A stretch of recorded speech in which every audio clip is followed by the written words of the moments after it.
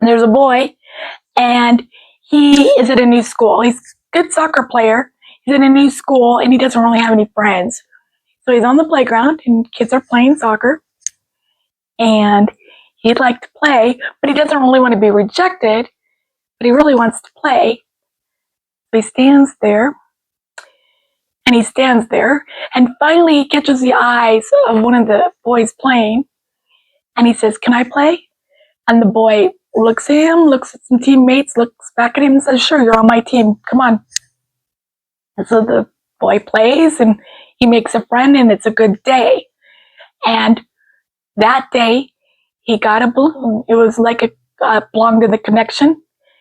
Okay, and it was a balloon of belonging. And these are the kind of events that help, encourage you to try again. The next time it would be easier to say if you could play. So that's a good example of the main floor. Again, emotions live on the main floor. Survival lives on the basement. And logic, or higher consciousness, inspiration, those kind of things live in the attic. Not one floor is better than the other floor, except for some floors are better in some situations. If a bear's chasing you, then the basement's where I'd want to be, right? I wouldn't want to be in my attic. I'm not going to talk sense into that bear. I'm going to run from that bear or hide from that bear. So an example of the attic, we could think of a lot of things with the Dalai Lama, Mother Teresa, Jesus, Buddha. We could think of a lot of wonderful people that really thrived in the attic. But let's think of somebody that might have used the attic in a way that wasn't helpful. So I know this guy, true story, I know this guy. He got a job in construction, and he had experience in construction. That's how he got the job.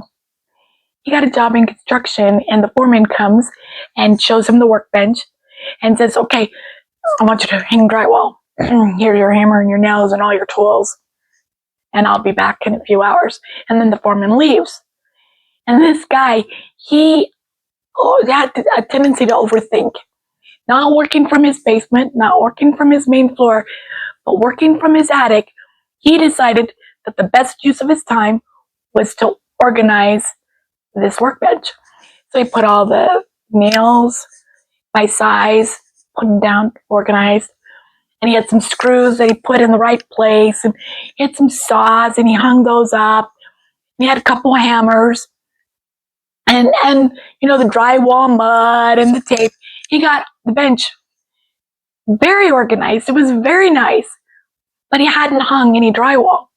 And back comes the foreman, and the foreman was not impressed. The foreman was kind of mad. He did not expect to have no drywall hung in the amount of time that he was gone.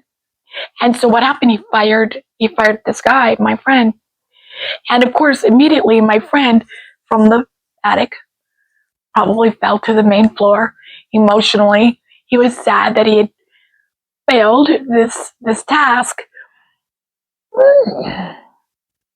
And that's an example of using your attic in a way that may not serve the situation in the best way.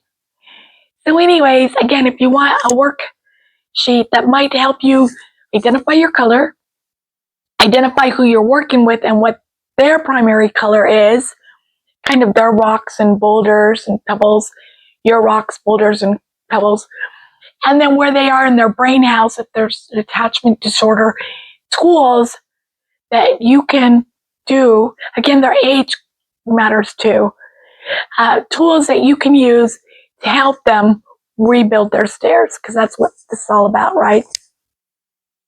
So if you'd like that, just go ahead and hit the link under the description, and that'll take you to the document that you can download. So at the end of the day, I hope that you're able to seek the good, find the joy, and of course, most of all, I want you to know you're loved. You belong, you're worthy, and you're doing such a good job. And I know some days we have bad days. I hope you have good days more than you have bad days. I suspect that you're here helping other children that have dealt with trauma because you yourself have had trauma and you know how that feels. And that is such an inspiration to me to be able to work with other people that have had those experiences and want to make the world a better place. And you're doing it. Okay, till next time. Bye-bye.